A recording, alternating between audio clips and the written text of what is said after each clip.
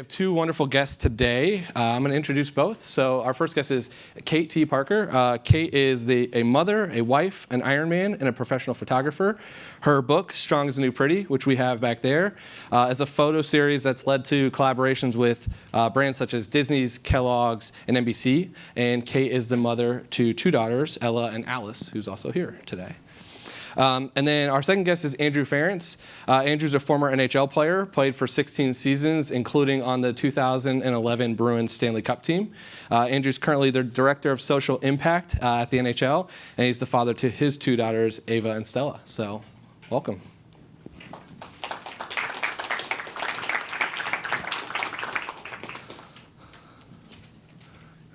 Everybody, thanks for being here. Hey.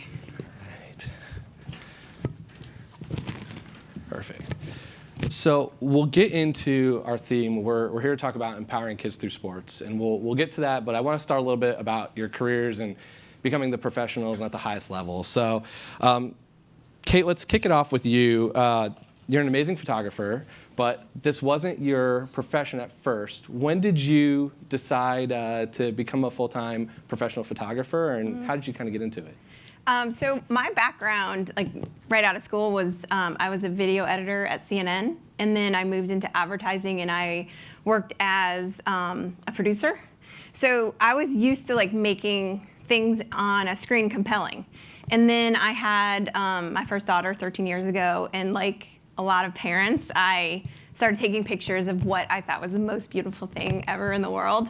But my taste level was pretty high from working with art directors for years, and I didn't know how to shoot manually. So I taught myself on YouTube, and I taught myself how to edit pictures same way on YouTube, and like no grand ambition besides like I would just sit on the couch and take pictures of my feet because that was what was there, and like trying to focus it and trying to make like have that pretty blurred background. And I just shot. I mean, I think for me, because I was an athlete growing up, like I was just pretty annoyingly diligent about trying to get better and like to have my taste level and my skill level meet.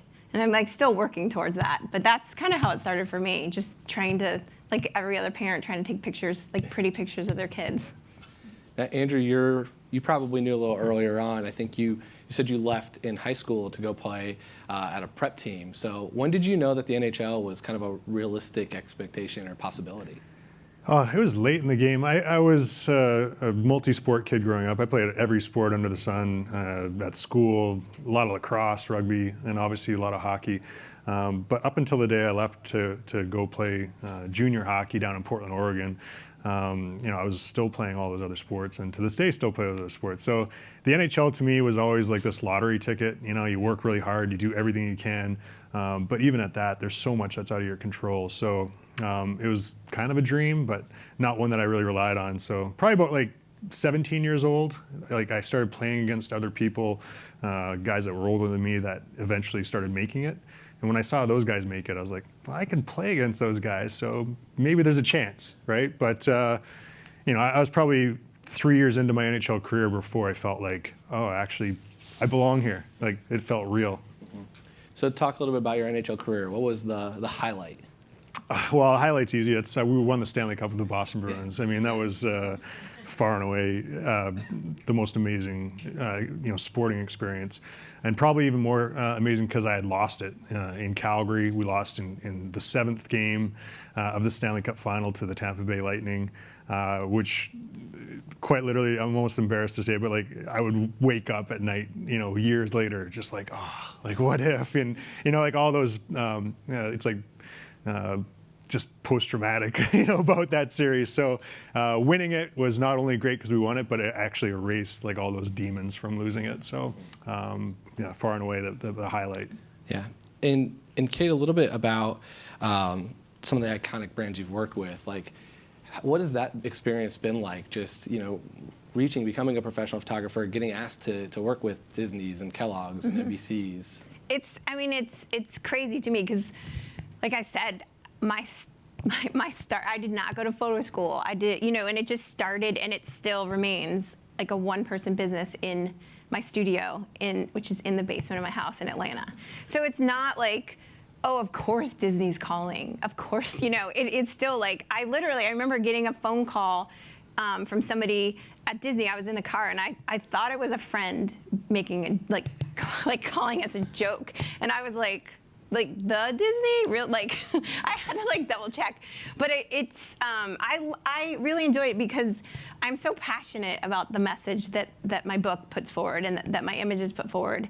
And that when larger companies with a greater platform want to share that same message of empowerment for girls and self-acceptance, I'm 100% on board. And I'm so glad, just because I feel like there's so much of what our girls see and women see is not real and doesn't reflect what they look like or act like. So if we can put imagery out there that is real girls doing real things and being themselves, and if these larger brands get behind it, I'm so excited because I get to combine like what I do and what I love to do, but with just a bigger platform. Yeah. So that's a perfect transition. I want you to explain. We have one of the most interesting photos that you've shared. Okay. So if you could tell us the story behind this photo. Oh, so okay, this is my older daughter Ella, and I think she was 9 at the time, and she was getting ready to do her first triathlon. And you go, so if you've ever done a triathlon, you go to the race expo the day before and they give you everything. Like you get your bike set up and you get your swim cap, your race number. But it's super intimidating because everybody there looks like they know what they're doing, and kind of like she came back and she had all her stuff and she's like, Mom, I can't do it. I'm not ready. I don't want to do it. And I was like, get your stuff on and come meet me downstairs in the studio. And I snapped maybe 3 pictures. I said to her, show me your toughest look. Show me how brave you are. And I literally took the camera and I flipped it around. And I said, don't you think this girl can do a triathlon? And she was like, oh, yeah, I think so. Like, I showed her who she was. She just didn't believe it. And she went out the next day and she killed it. And one of the reasons that I love this picture so much is just it's the cover of our book. And it just shows, I had no idea. There was no book at the time. There was no message. I just was taking a picture so she would go do the race.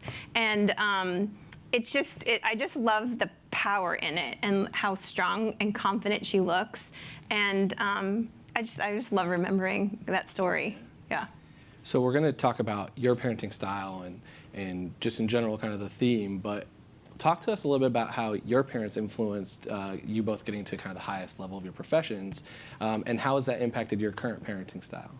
Sure, you want to take that one? Yeah, I mean, my parents, neither of them, were big into sports. I mean, they were active and whatnot, but my dad did some judo and squash and stuff like that, but never hockey. But they always supported whatever I was interested in. And the only thing that they ever demanded was that if you start something, you finish it and you do your absolute best. Like you put your most effort into it. So whether that was homework, sports, anything. And the only time my dad ever gave me any sporting advice is it'd be along the lines of, we're up 6-0 in a hockey game. And he's like, on the ride home, he'd be like, I noticed during the third period, you kind of, relaxed a bit. And he's like, that's really disrespectful to the other team, to not try your hardest, even though you're winning, you shouldn't goof around. So that kind of approach of always finish a job, do it properly from start to finish, no matter the circumstances. His view was, if he walked into the arena and we were up 8-0 or down 8-0, he shouldn't be able to tell by the effort that I was putting on the ice. And so that was always, a big lesson for me, and I think carries over, to my 2 girls, where I just want them to enjoy what they're doing and work really hard. And I think that those 2 things combined can create magic in anything, and I don't care what sport it is or what line of work or whatever, whatever their interests are, but you do that and you'll have a pretty good life. That's great advice. Yeah. For me, I grew up playing soccer, and it 100% informed sort of my approach to everything and my approach to parenting as well. My parents never ever told me. I have 2 older brothers and an older sister, so I'm the youngest of 4, and my older brothers all played soccer. And my parents never said, because at the time there was not soccer teams for girls, and they never said that. They just said, sure, you can play, and I would play with the boys. And then there became soccer teams for girls, but they never ever said, because I was loud and kind of in your face, and they never said like girls are not supposed to be like that, and girls are supposed. I had a temper, and they would try to like curb my temper, but they never said like little girls are quiet. And I try to do the same and pass that along to my girls. Like I never thought that because of my sex I would be limited by anything, and try to do the same for my girls, that whatever they're interested in, they can do it. Like Andrew said, as long as you dig in and you work hard. I don't care what they want to do. It does not have to be sports. Like Alice is 100% interested in singing, and you just got to work hard. Whatever it is, we will support you. You just got to work hard. So let's get into kind of the theme today, which is empowering kids through sports, and really just in general. So let's talk a little bit about your photo series. We have a couple more examples here. Strong is the New Pretty, which you turned into a book, but also is again, a series. How did you kind of come up with the idea, and where did this kind of spawn from? So for years, I just shot my girls as they were. And after maybe 4 or 5 years, I was asked to be part of a gallery show in Atlanta. And so I had to cull through thousands of images to find the 20 strongest. And at that point, I was just shooting. I wasn't shooting with a purpose. I wasn't shooting with the idea that there was going to be a book or a message. But looking at the 20 images that I selected for the gallery on the wall, I was like, oh, it finally dawned on me. I was like, oh, this is about showing these girls for who they are and celebrating for who they are, which is, for my girls and the girls that I shot, were dirty and fearless and silly and emotional. They weren't necessarily smiling for the camera. And so that gallery show was like a huge bust, and nothing sold. And that was expensive as a photographer, because you pay for your images, and to print and frame 20 images, I got really disappointed, and I was like, oh, I'm a terrible photographer. And then my temper came into play, and I got mad, and I sent, because I did so much work, and I really thought that there was something there. And so I sent a few of I would send like this little grid of images to like 3 blogs that I followed. Like there were culture and art blogs about photography. And then it just kind of went viral from there. It went to CNN, The Today Show, Huffington Post, all these places were writing this story. And I was like, oh, that's not what I intended at all. And then the opportunity from that came to do a book. And up until that point, the series was very narrow in terms of what strong looked like, because it looked like my daughters and their friends. So I used the book as an opportunity to expand. I shot girls all over the countries, just really wanted to get diversity in the message and in the interest and in where the girl's from. So that's kind of how it started, just with me having a little temper tantrum that nothing had sold in my gallery show. And Andrew, I think you had a little bit different. I know you said that your daughter started figure skating, which you would think as a hockey player would be great to be back at the rink, but that wasn't the case, was it? Yeah, my story's all over the map, but I think I grew up with a sister who was involved in a lot of sports, and I think to Kate's experience, like she had no limits, like do whatever she wants. But she was really into dance, and so I kind of knew that world. And then having my own daughters, same thing. We opened up the books to them, like try whatever you want, multi-sport, multi-interest. But both of them actually did, trend towards figure skating early on. They also loved going to Disney and getting the bibbidi bobbidi boutique and stuff, the whole 9 yards. And I'm like, all right, I'll support that, whatever. Just kind of same thing. I tried to nudge them, one way or another, but they determined their own path. So the path was figure skating, and the only reason that sport frustrated me is because I would go and watch their practices, and it's an incredibly athletic sport. They try over and over and over and fall down and get up, and to finally nail a new trick would take so much effort over weeks, right? And bumps and bruises and frustrations. And when they would finally nail it, I was like, man, that's incredible. Just how much effort went into that, and think of all the lessons that they'd learn. But the kicker was always the competition day. And they had to have, the full makeup, they had to have the shiny dress, and they had to smile when they're doing their routine. And that was the part that just always just got me, because you get less points if you don't smile. And I was always just like, really? Because after all those weeks of watching practice and how hard they worked and how athletic they were, I'm like, what if they don't want to smile? What if they can just, be an athlete and, be taken at face value for all the work that they put into this?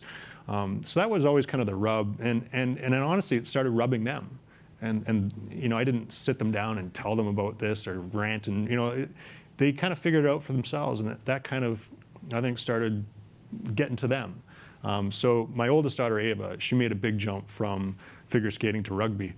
And so now she's right into rugby and loving it. And, I lean on rugby a lot. I love it. I played it growing up a bit. But the atmosphere, there's a position for, every type of athlete on a rugby team. The first practice that she went to, there's different teams scattered all over the field, like different age groups, different sex, everything. But at the end of practice, everybody got together for a big barbecue and had like a big social. And so you're part of a family. So I saw a lot of similarities with hockey. It's kind of it's a smaller niche sport, but it has that kind of family atmosphere and that real strong team bond. And that's what, she's good at the sport, but that atmosphere is what really, dug into her, and she's part of a bigger community, I guess. So to me, I think that sports like that really encourage all different types of athletes and different types of body types, and and you bring all these people together, and you really purposely create a community and a good feeling when you leave the game or the practice. That's so important because that's what keeps kids there. It's not winning the medals and standing on the podium. Like that's a quick hit and that feels good.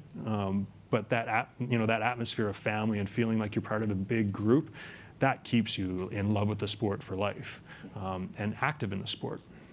So you, Kate, this is for both of you, but Kate, you kind of mentioned that there was not a girls soccer team growing up, and then rugby's, historically a predominantly male sport. So I think with the evolution of technology and social media, how have you seen sports that maybe were very gender specific now not being as gender specific? How have you seen that evolution with your kids from, I guess, when you were growing up?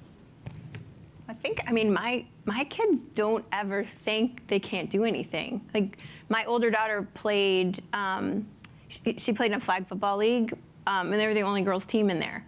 And it was like the perfect age. I think they were 11. So like right when they're at the point where they're taller than the boys. And we have like 13 now. It wouldn't work anymore, but they don't really seem to like feel like they're defined by like if boys aren't allowed or if girls aren't allowed or whatever. Like I feel like they would protest that. Like they are strong enough to know, no, this is unfair, and to make a stand. And I think that they're open to anything, and they're like, oh, that looks like fun. I want to do that. Of course I can do that, which is great. Yeah, I grew up. We had a girl on my hockey team the whole time I grew up, back in Canada, and so it wasn't really rare to have a girl on your team. But looking back, it's like there was one girl, and like I imagine her experience, being the only girl on the team, like must have been tough. Obviously now, like the participation levels of girls in hockey is shot way up, and that's attributed to great work by the hockey associations to deliberately promote it to girls as well. And I think that's probably the evolution is the governing bodies, places like the NHL, like we're deliberately entering into that space to provide, appropriate programming, for girls and to have proper coaching curriculum and guidebooks on how to make sure that this is a good space for girls to come into, and a good sport where they feel welcome, because you can't just transfer everything that you do sometimes and coach the same way, and everything down to the locker rooms that are provided. Like there's a lot that goes into it to make sure that if a girl chooses to play hockey, that she feels like she's welcome, she's there, and so I think that's probably the biggest change, is that those deliberate actions taken by things like USA Hockey or the NHL to make sure that this is a massive priority for us, is to get it right and to do it right. And I think that's the big shift, is the focus that's deliberately being put on it. One kind of somewhat sensitive, controversial topic that comes up a lot with kids in sports these days is participation trophies. Do either of you have strong opinions on that and that you're willing to share? I kind of thought about this a little bit, and I think the kids don't even buy them. Like if they know everybody gets it just for being a part, then it doesn't mean anything. And I'm not against making kids feel good, but if they're smart enough to recognize that it's like getting a T-shirt, or I don't know that it's doing like what you set out to do. Like they should be sort of like the top. You know, if you get a trophy, it means that you won or you were the MVP. So my kids have definitely gotten them over the years, but the ones that they have earned and that they won are the ones that are like sitting out in their rooms. So I don't know you're not fooling any of the kids, you know? When I was a kid, I never would have, wanted, the participation ribbon or whatever. But growing up and becoming older and in the job that I'm in now, I've been able to be part of good presentations by, let's say, the country of Norway, who doesn't keep score in their youth sports system up until, I think, the age of 11 or 12. They're not allowed to put any sports scores from youth sports in newspapers or print or anything like that up until the age of 14. And so they create a real culture of not keeping score. Everybody's playing, that equality and just keeping kids in a fun environment. And they've had incredible success. They're gold medals, per ratio of population are absolutely insane in these sports. And so there is some merit to what they're doing and to the approach that they're taking, not only for their youth sport participation levels, which are much higher than most of ours. They're keeping kids in sport, but also producing, extremely elite athletes. So that's really swayed me is the results that countries have enacted these kind of rules, and it's really producing. And from our perspective, even at a league level, our main focus is not to make the next batch of NHL hockey players. Our focus is to make sure that people come away from a hockey rink and have a good experience, because we want them to stay in the sport. And when you ask kids, like, why did you come back, the following season? They're like, oh, it's fun. So to us, that means like our number one priority is to make sure that the sport is fun. If that means, going, the route of not necessarily keeping score, making it. So our governing bodies have done a lot. They've shrunk down the size of a hockey rink, and they play a different form of hockey than a smaller space for little kids, because it's more fun to actually be involved in the game rather than just watching, the good kid steal the puck and skate off. And, so there are actual changes in our games that we've made at a higher level to produce more fun. And I think that's basically what it falls down to for us. So Andrew, earlier you talked when we spoke before about teaching your daughters about who they are versus who they want to become and who they want to be. Can you talk a little bit about how that, that mentality is played a role in your parenting? Well, I want them to, obviously, like I said, like shoot for the stars, and if they have a dream of doing something, know that they can do it. Like, the world is their oyster. They're obviously extremely privileged. They have great schooling. They have, every opportunity in the world, but they have to use it, right? And not waste that opportunity. And so I think giving them every option, exposing them to as many things as possible, and making sure that they know that they're capable to, try something new and do it. That's probably the conversation we have the most is, when we have like our deep like dad-daughter talks, like why are we doing something, or what is our philosophy? It really is, I said, what I am trying to give you the ability to do is when you're older and you have a group of friends, or you have some coworkers, or you have, a new boy that you like, or a girl that you like, or whatever it is, and they say, hey, let's go do this. You can say, yep, let's do it, even if you've never done it before, because you have the confidence and the capabilities to try new things. I've ran into a lot of people, even at a professional sports level, that were afraid to, go play a game of tennis because they're like, oh, I've never played tennis. And these are like professional NHL players. Like, I don't want to play tennis. I've never played that before. But what it was is because they're scared to not be good at something, or they're scared, they had that lack of self-confidence to try something new and understand that, it's all right to not be great at something. And so I guess that's, really what I want to give them the ability to, is to try as many things as possible, to jump into scary situations, to try, something wild, once in a while, and not be afraid of being a little bit afraid. So I guess, yeah, that's a long-winded answer to it. That's great. I want to go back, maybe there to Kate, to your photos. And, Yeah. And this is, I believe, a year or two old now. But why do you think these photos still resonate so much today? Well, I think it's sadly, I think it's rare to see, like, on social media, most everything we see is filtered or face-tuned or set up to show, like, an unrealistic depiction of women or girls. And I feel like this shows who these girls are. Like, it shows a rawness and a realness to what girls are interested in. Like, they're screaming, they're sweating, they're playing baseball, like they're enjoying, they're enjoying when they clean the fire hydrants, like, and yeah, anything. I think that people see these and it either reminds them of who they used to be, or reminds them of who their kids are now, as parents and stuff. Like this picture in the middle of Alice, that's my daughter, has gotten stolen so many times, and it's a meme. Like, there's always, like, it says, "Remember her? Remember when when you used to be this girl?"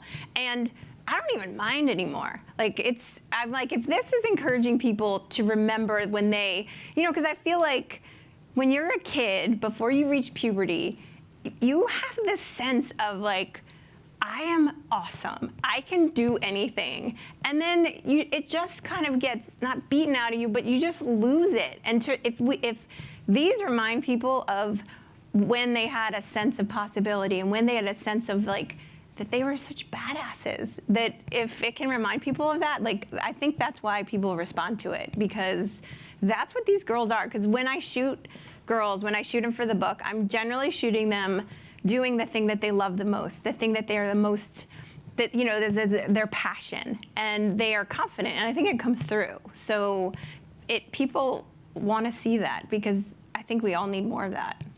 And that's a good transition to, what are you working on next? Okay. We have the cover. Yeah, so this is my nephew, and so the other cover is my other daughter. So Alice, my daughter, is not happy that she's not on the cover of a book yet. So we're working on it, Al. So this is my nephew, and this book is called The Heart of a Boy. And it was funny because I was asked to consider doing a book about boys, and I was very reluctant because I was like, no, their boys' voices are heard. I need to talk about our girls. We need to, that's what my focus was. I literally was, like, crying about it. And then I was like, I told my publisher, I said, I'll try to shoot a little bit. And I shot just a few sessions with boys that were local to me. And immediately I realized that the vulnerability and the depth of feeling that these boys had was something that I wasn't aware of, something that I didn't realize needed to be heard. And throughout, like, the tour for Strong as New Pretty, and every time I would speak, little boys would say, "Where's my book? Miss Kate, are you going to do the book about boys?" And I was like, y'all don't need a book at all. You're fine. And then I was unaware of this. And through the shooting of it, I realized that, so the definition, and even in 2018, for girls, is fairly narrow of what they can be and what they can do. But I feel like there's so much that's helping to broaden that, and so many opportunities for girls to be who they want, and there's books and clothing and TV shows. But for boys, in 2018, the definition is even more narrow. So if you step out of that athlete leader, you're kind of lost. And so I wanted to take that same message of acceptance of self and celebration of self and extend it to boys. So with Strong as the New Pretty, the focus was on more about toughness and grit. And for Heart of a Boy, I focused a little bit more on the sensitivity and vulnerability, and I mean, including everything, but I just wanted those boys' voices to be heard. And I really, really enjoyed it, and I'm so excited for it to come out. It comes out in April. Exciting. And Andrew, you work for the NHL. What are you working on in terms of the social impact? We do a ton. We have a great team at the NHL. It's a new department. My boss, Kim Davis, was brought in January from completely outside of hockey, and she's been just a dynamo. So she's put together a team of people here in New York and in Toronto. We do social impact, legislative affairs, and we help to look for growth initiatives in the game. So I get to spread myself out kind of across those three. Probably right now the most I'm doing is in legislative affairs, especially up in Canada, in Ottawa. And I get to take the passion for, getting kids involved in sport and have more access to sport, specifically to females, just because the participation numbers are lower. And in Canada, I get the distinct advantage because our healthcare system is universal. So I can really go in there with good hard data. We have good partnerships through the Aspen Institute with John Hopkins and some different groups that have some unbelievable data on the cost of non-active kids. How much that costs us society-wise as far as healthcare costs is astronomical. So a lot of the work is going in and having these conversations with government officials, looking for more access to sport, everything from infrastructure funding to programming, and really tying it to the importance of the investment in having kids play sport. Physical health, mental health, the grades you get at school, staying out of the justice system. I think sport truly is, it's not just a passion, it's not just about winning medals at the Olympics, but it really is an incredibly important part of the health of our countries. So yeah, I go in strong with those messages, and thankfully have very receptive ears. And I think that there's a lot of really, really good people, both in not just our league at the NHL, but across all the professional leagues. We have a lot of crossover, and then at a government level. It's just a matter of getting it right, and making sure that the funding is going where it needs to be, and that we're really accessing the kids that need it, because there's a lot of kids that play every sport, like I did growing up. But unfortunately, there's a ton of kids that have access to no sport, and so that's really what we're trying to do, is making sure that we don't have tons of kids falling the cracks, and we want those kids playing hockey and being introduced to our sport. We really see our sport not only as good for being active and whatnot, but to that point of feeling like you're part of a better community. And through our curriculum and coaching, we're really pushing those messages of confidence, teamwork, humility. A family setting. Those are all extremely important to us. Like I said, creating the next NHLers is not a priority at all. So I have a lot of fun at work. I got great people to work with. And that's a little bit of the hockey is for everyone. Hockey is for everyone. And we're really trying to not just have that as a tagline, but live it. And we have a lot of work to do. Hockey is, like I said, it's a bit of a niche sport. It's very regional. We don't have, if you looked at us compared to the demographics of the states, they don't line up. And so that is a big push for us. We have markets across North America, and we need to have the people playing our sport look like our markets. So it's a big job, but it's important to us. Perfect. I want to open it up to audience questions. So I have 2 microphones on both sides. While people are lining up, I have a question that is off topic, but when you Google image search Kate, you get some wonderful photos that we've seen. This is scary. If you Google image search you, Andrew, a very infamous situation in a playoff game pops up, and we do have a picture of it. And I'd love, I think you called this an equipment malfunction.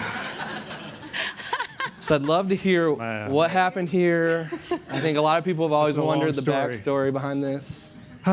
My daughter gets the same picture, and it's even better on Instagram, where now she's got buddies at school. She's 13 now, so so she'll get the Instagram post of like funniest hockey sellies ever, and and so she'll get DM'd all these, and she's like, thanks a lot, Dad. But the story behind it's fairly long. I was playing for Boston, obviously, and this game was in Montreal in the playoffs. For those that don't know, Boston-Montreal is the ultimate rivalry in hockey. This was years into the rivalry. We had faced off against each other, and it's like for real. Like we'd go up to Montreal and play up there, and they'd be outside of our hotel at like 3 o'clock in the morning, pulling the semi horns, like wah, wah, pulling the fire alarm, like rocking our bus, like all kinds of crazy stuff. And then the Boston fans would be, just as friendly to them probably when they came down to us. And so this rivalry was for real. So anyways, in this game, we were down in the game, down in the series, and I got kind of a lucky bounce and scored a goal. And this is just like pure, raw, stupid emotion. And not until after the game was like, oh, that was really dumb. So this is your celebration? This is my celebration. Goal celebration. In Montreal. And it was a really dumb thing to do because, obviously you don't want to get suspended in the playoffs and whatnot. And so I just was like, you got to figure a way out of this situation. And, you do a lot of, I explained it to my kids, like sometimes you do a lot of stupid things in the quest for victory. And this is one of those stupid things. So I made up an excuse that, I didn't want to get suspended. So I said, well, I was just given a fist pump and I was wearing brand new gloves and they got stuck. And I'm like, I'm really sorry. Like, they're just stiff and just that one finger. The league official on the other line, like you could tell, like it's just like really. So I got fined. I took a pretty good fine for that one, and I feel really bad. Like I feel more stupid about lying about it. Like I should have just like owned it, but it was there's some humor to it. Like I get a lot of Montreal fans that actually give it right back to me. So, but the funniest part of the story is actually going back to Boston, and Boston fans are literally the best sports fans, like bar none, in the entire world. And I end up back, and I live in the North End, in the Italian area of Boston, and I show up to my condo, and on the buzzer board, when you buzz in to get into your building, so I walk up, and there's all these envelopes taped to the buzzer board, and I'm looking at them, open up, and there's notes like, go Bruins, like, whatever, and they're full of money. So people knew that I had been fined, like for doing this. God. And so the neighborhood was like taping up. So they paid off some of it at least. And we ended up winning the cup that year. So the North End lore is that this is what turned the tide and got us the cup, right? So, but it's, infamous to say the least. It's funny. Wait, is there anybody that has questions? I'll get this off the screen for you. Yeah. Yeah, I have like artwork at home. This guy made this big like collage, or not collage, but kind of like a really nice like portrait of that. And I was like, oh. That's awesome. Hi, thanks so much for coming. My name is Carissa. I have two young girls.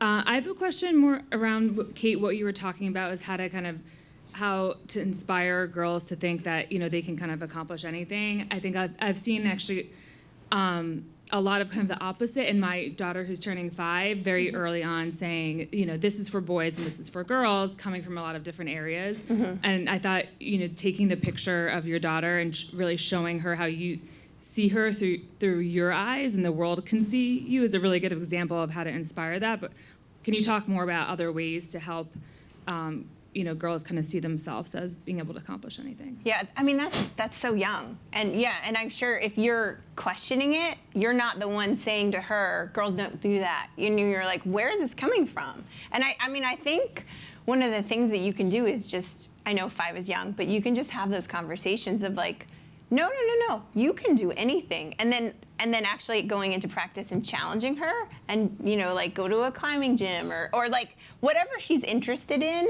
Like that's one of the things that I think is so important for us as parents is to parent the kids that we have, not who we wish they were. So like kind of let her self-direct whatever she likes to do, like be fully invested in it and take her do it. And, yeah, and I think it's also, I feel like it's a constant, for me, it's a constant conversation I have with my kids. I remember, like, I took a picture of this. We walked into Target, or we walked into a store, whatever the store is, and it had like building sets and then girls building sets. And I was like, said to the girls, and I was like, how dumb is that? And they're like, yeah, that's really dumb. And I think it's just like a constant like, hey, do you see this? Like, why is this aisle pink? This isn't, girls don't always like pink. Like, do you want to go to the other aisle? Let's go get something else. Or like, just, it's like, you're not always having like a big conversation. It's just little things that you're kind of always being like, no, let's question that. That's silly. Why is that? You know, and it's just like, you're always going to be the mom questioning things, but then that's good because that's what she's doing. And I think it's probably she's getting it from school or TV shows or whatever. So I think it's just, you just have to be vigilant. And if you're wondering about it, then it's gonna be, then you're gonna do it, you know? Like, and I think it's like getting books that teach other, you know, and there's so much stuff for girls to, you know, help them recognize that there's not limits and that there's not, like, it's just constantly questioning gender roles. Like I have a journal, a Strong is New Pretty journal, and one of the activities in there is to go in a store and pick out 3 things that are based on gender norms and write them down, just to make kids aware of it, because we don't even recognize it sometimes. So I think it's just being aware and then being like, that's pretty dumb. But it's hard. That's so young. Good job, though. Good job for recognizing it. Hi. Thanks for being here. My name is Melissa. I am not a parent yet. I am an athlete. I'm a fitness coach. So this is all really valuable for me to listen to. So as somebody who isn't a parent but really appreciates being involved in the athlete community, not necessarily to your point, Andrew, of developing professional athletes, but just getting women, girls involved in sport, I think from personal experience, we're living in this space right now with all this social media where even as an amateur athlete or as somebody who is a local fitness professional, we're looking at things where you want to become somebody who helps inspire other people, and one of the ways that you do that is becoming an instructor, being a coach. And a lot of places that employ people like that are asking for things like your photography portfolio. They want to know what modeling photos you have. They want to know how many followers you have on your social media. And social media is a space where conventional beauty is still very highly ranked. So again, as somebody who's not a parent but wants to support young women developing into that athletic field, how do we get involved in supporting women, young girls now, so that we develop them into parents like you who are confident enough to raise their children to grow up in this world where social media is possibly going to tell them, do you want this job? Do you want to inspire other people through sports? Be pretty in a picture. Yeah, that's so hard. There's like, I mean, there's this, social media is crazy for me. Like I said, I have a 13-year-old daughter, so it's, you see the worst of it, but there's so much good there. There's so much good. And I send her pages and posts constantly, just that highlight, you know, we all skateboard, so like girl skateboarding, like, so a good trick. Or like there's some great follows on rugby, like the girls that are playing rugby and like for the All Ferns down in New Zealand, or like some of their training videos of workouts they're doing. And I mean, your book, you know, like when I was introduced to Kate's work, I was like, oh my God, this is incredible. Like, bought her book, gave it to my girls, read it with them. You know, our bedtime stories are like, you know, Rebel Girls for, you know, like those great books that tell stories. But sometimes those, like, you know, social media platforms, I think they can be utilized for so much good because you control the message, right? You control what you're putting out there. So I get that, you know, sometimes, you know, the really cheesy, you know, Instagram, you know, beauty model that's just doing the empty shots, like the sport model, like, come on, like you can tell she doesn't play sports. Yeah, she might have a ton of followers, but there's a huge market for people that don't like that, that like the real athlete. You know, I think look at CrossFit. You know, the explosion of the CrossFit athlete. Those are strong athletes. They have a massive following. That's a huge market. So I think that'll always exist over here. You know, like the pure kind of empty beauty stuff.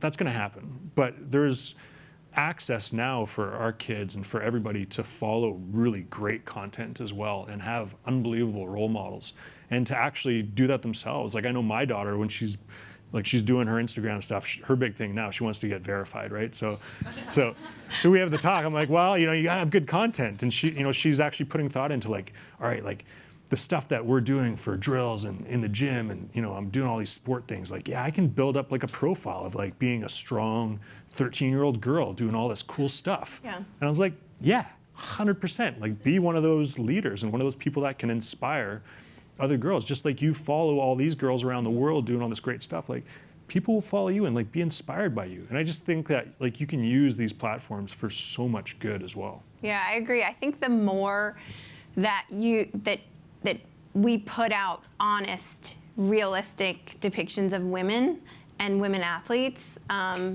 the more, like, I think people respond to that. I think if you talk about, I always tell my kids, I feel like there should be a class for digesting social media to recognize like that's not real, that's face-tuned, that is photoshopped, that is not her kitchen, like nobody, yes, she's not at that beach every day, like she went once and changed outfits 25 times, like yeah. So I feel like if you put honesty out there and you're real and you talk about your struggles, your failures, your victories, people respond to that.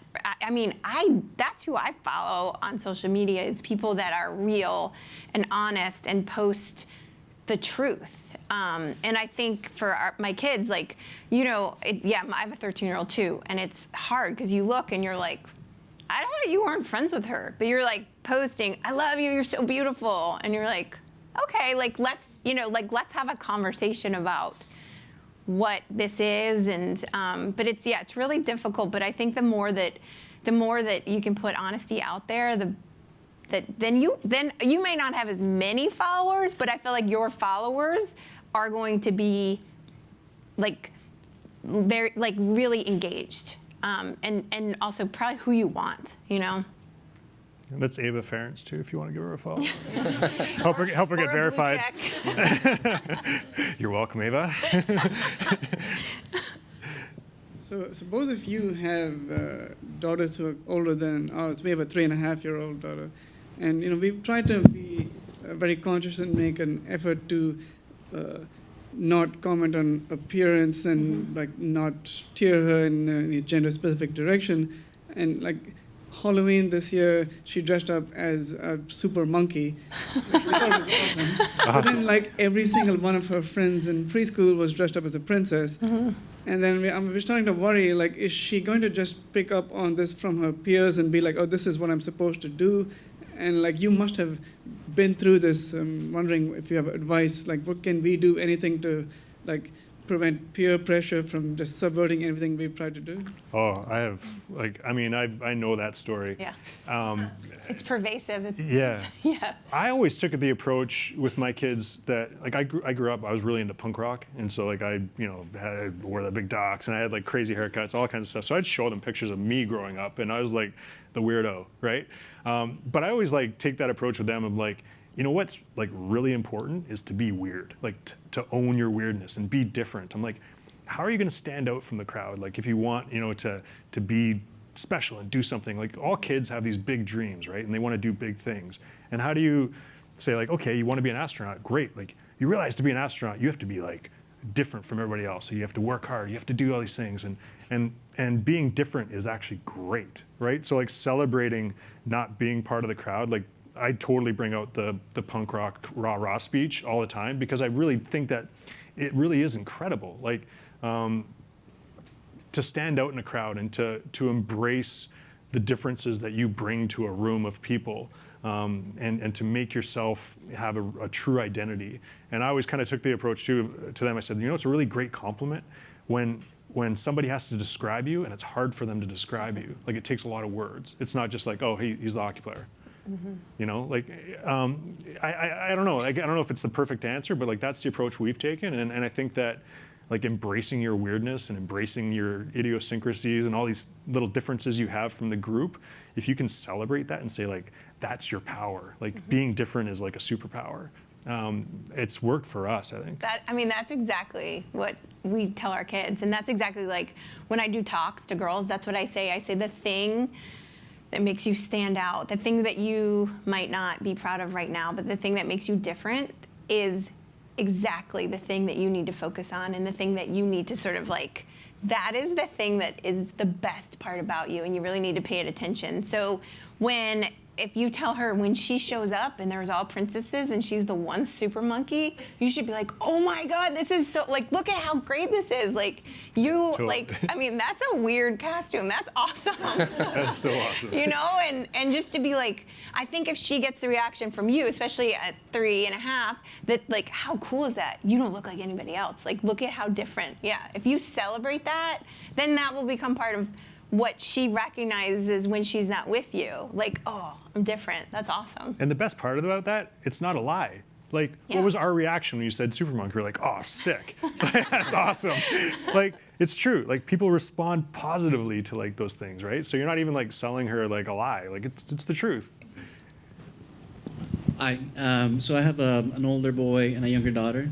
And she's 8 months now. So she gets all the hand-me-downs. And so obviously a lot of it is, boyish colors and trucks and whatever. And so my wife is fine with that, but I'm more of like, I want to, we have a girl, so now we can get her dresses and lots of pink and whatnot. So I'm wondering, how much does that really influence them as they're getting older? Or at one point, are they just going to be like, well, I don't care how you've dressed me in the past. I want to be this person and I want to dress this way. I'm trying to think I think my kids are always like, from when they could talk, were always very clear about what they wanted to wear. Like this one, just want to wear pajamas for like 2 years straight. And I was like, all right. I think as long as when they have a voice, that you hear their voice and you listen to them and you give, especially you give them the power to like, I don't want to wear that, or I do want to wear pink. Like that's the thing. I don't have an issue with pink. I don't have an issue with princesses. It's just if that's what you want to do. I love pink. Like if you want to wear that, great. But if you don't want to wear that, I just don't feel like you should be shoehorned into it as a girl or a boy. But yeah, I think as long as when they have a decision making and like they're making their decisions, as long as you sort of are listening to that. But now, I mean, when they're babies, right? Like you can kind of, that's like you have a very small window of you can make them look like, put them in a monkey costume or whatever. Like, but yeah. So I think as long as you're when they have a voice, you start to listen to it. That's important. Yeah, we've done everything from Disney princesses, and I mean now, like, one day it'll be the unicorn onesie, and the next day it's like the Thrasher skateboard hoodie. Like it's just, they have like their arsenal for whatever mood they're in or whatever they want to be that day, right? But I mean, yeah, their voice, like let them drive the bus. Yeah. Like when they're young, like, I don't know. Yeah. I can't remember I think we did girls' clothes we or did whatever. girl- It's yeah. not like there's something, it's not Yeah. like poisonous. Like, Yeah. but yeah, just like everything. Like, yeah, I don't know. I never put that much thought into it, but we always let them kind of pick what they want to wear. No, but I get that. I remember when because my oldest was bald for, 2 years, I was always like, get upset when somebody would be like, oh, what's his name? And I'm like, oh my God, like, it's a girl, obviously. But I get it if you're like constantly saying like, oh no, this is a girl, because she's maybe in blues or whatever. But yeah, I think now do whatever you want. Great. I know we're close on time, but just a quick question. Thank you guys again for coming again. So twofold question. The first is, I know working for the NHL, Andrew, I am really curious, especially talking about your work with youth and how you're looking to promote the game and grow the game, what the responsibilities you think of are professional bodies and governing bodies for women's youth specifically as well. I know in general, just the access to resources for youth sport, especially the NHL as a men's league, there's a separate NWHL. Yep. Like, how do you guys view your responsibility and the responsibility of governing bodies in general towards promoting sports equally between genders? And then sequentially, I think that there's a pretty wide consensus now, right?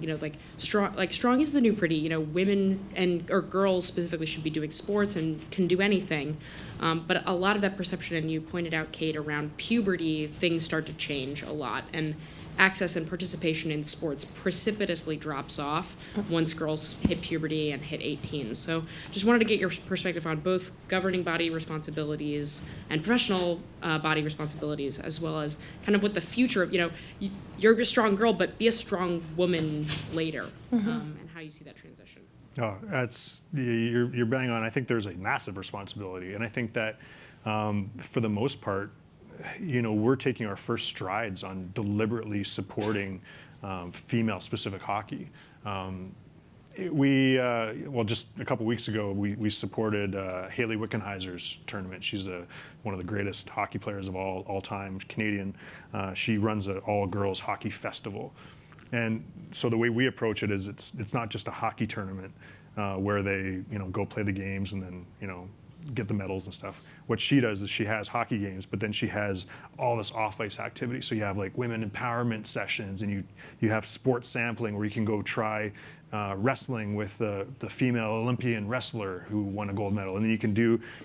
She had the Prime Minister's wife come in and give a panel on the power of women involved in sport, and so these girls are coming to this hockey tournament, and yeah, they're playing hockey, but then they're like at the arena the entire day, doing all these other really powerful things and having this great experience while playing hockey.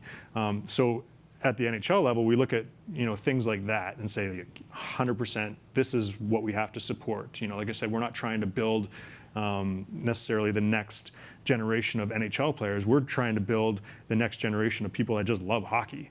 And obviously from a business decision, like girls, boys, everybody, we want to watch and be a fan and enjoy the game. So obviously from a business sense, it makes a lot of sense. I mean, it'd be crazy to ignore the female market, but just because it's the right thing to do as well.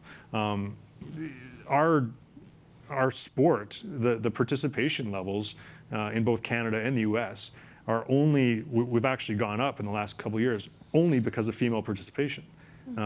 Girls hockey is taking off like crazy in all over the place. California, even down in like Texas and Las Vegas. Now that they have a team, like it's insane when you see the growth in the female part of our game. And really, for the most part, like we have some clubs that are doing incredible things, like at a city level.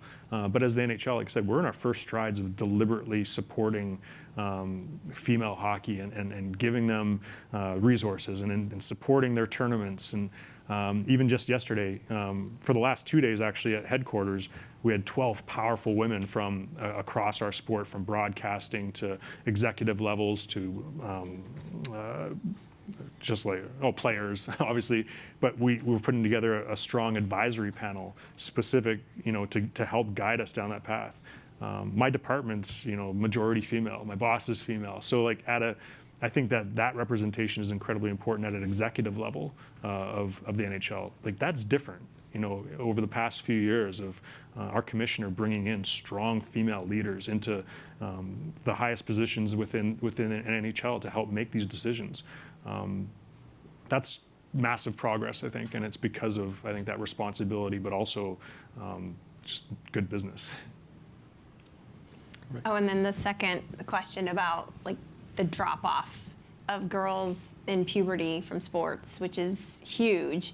And I don't know how to fix it, but I mean, that's something that I definitely like moving forward in 2019 as part of Strong is the New Pretty, that we're looking to give back in that way.